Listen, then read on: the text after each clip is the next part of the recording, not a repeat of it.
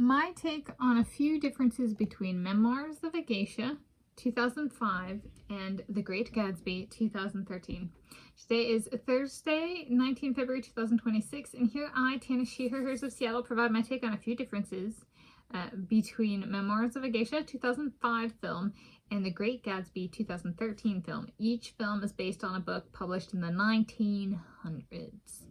Yes, so I've compared and contrasted some other love films, and I was like, these are love, but they're a little bit different, and they're a little bit later than, like, you know, the century after Pride and Prejudice and Wuthering Heights. Those were published in the 1800s. So these were both in book form, published in the 1900s. So here we go. Perspective of the narrator. So this is in reference to the films, though. So, perspective of the narrator. In Memoirs of a Geisha, the story is told from the perspective of a girl who became a geisha.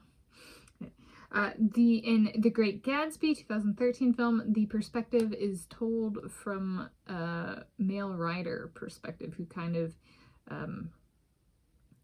is related to a character, but also is like focused on writing a story. So there we go. About Gatsby. This is The Great Gatsby. So there's the perspective, and there's love and sex in each. So the next difference I'm discussing is formality of virginity loss for the main female character. So in Memoirs of a Geisha, it's very formal, like me and my Jacob Elordi. It was, well, was it though? Did he have a doctor inspect me? So essentially, in Memoirs of a Geisha culture, a woman's virginity is auctioned off. And as part of it, there is actual doctor inspection before the actual thing. And then there's a bidding war for the woman's virginity. And in the case of the character, there was a big theater performance she was a part of. So it's an entire culture. It's an entire industry.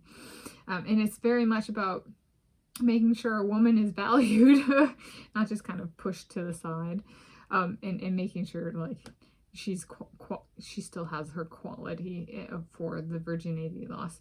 You know, when I was, which I really appreciate, and I think I appreciated when I saw it, and then I was raped, and I was like, you know, they're inspecting to see if a film has been punctured, kind of thing, and I was like, my Jacob Elordi made me bleed. Turns out the guy who raped me, penetrated me with something that was so small it didn't actually even break a film. So there we go.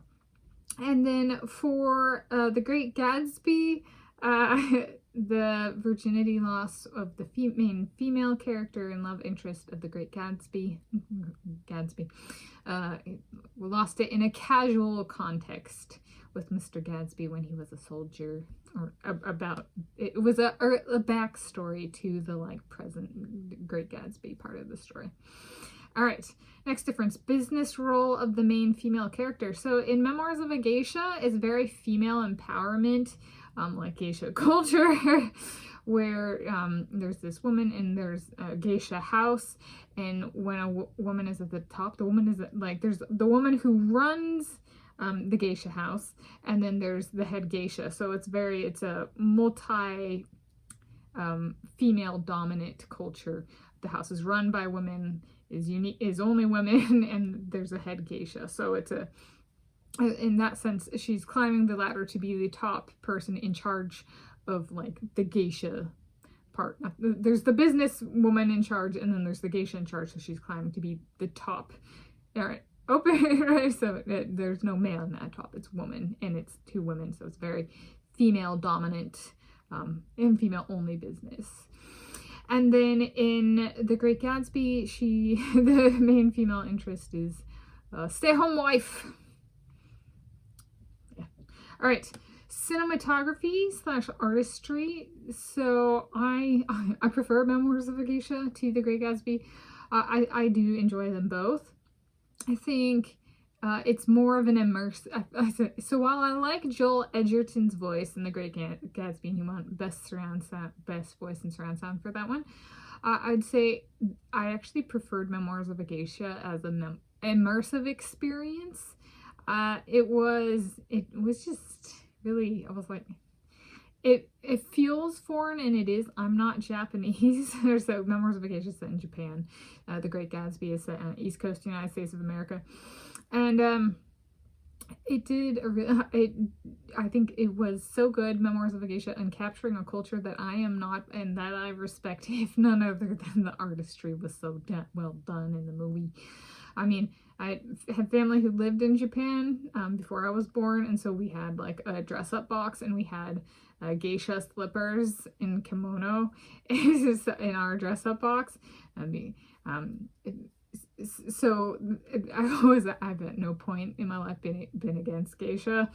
The Great Gatsby is a culture I am entirely unfamiliar with. Like really upscale East Coast. I've not ever experienced, nor am I particularly interested in. The dudes. Okay, so there's, and then the last one, the dudes. So the dudes in Memoirs of a Geisha are brought in a professional context, in the sense of like love and sex. Okay. Or escort. So a geisha doesn't have to be about sex. There's the virginity loss, but then there's also a geisha is about being like a companion, a hired companion in certain social settings. And so the men in there are kind of that. And the hope of finding love, even though it's one's like profession to be a companion, and how truly difficult that can be. And the Great Gatsby takes it a little bit different. It's about, well, there's the writer, then there's Gatsby, there's the guy that the female interest ended up marrying after she had her fling with Gatsby, and chose not to wait for the guy, but the guy waited for her, and made himself wealthy to get to her. It's like, did the Great Gatsby semi-copy Wuthering Heights?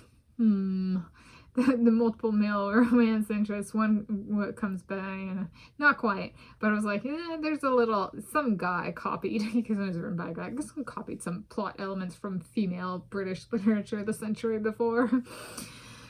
Dudes, right? And then there's also like a mechanic that plays a central role.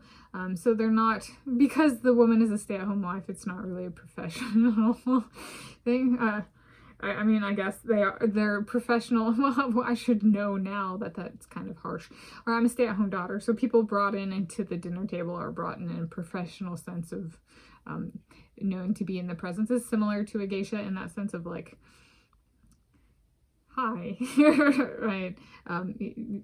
Not being particularly hostile against them when they're on one's own turf, however, also enforcing that because they are a visitor at dinner, they are a visitor, not a resident, right? So they don't get to just impose their will on the house, kind of thing. So there we go. That's my take on a few differences between Memoirs of a Geisha 2005 and The Great Gatsby 2013.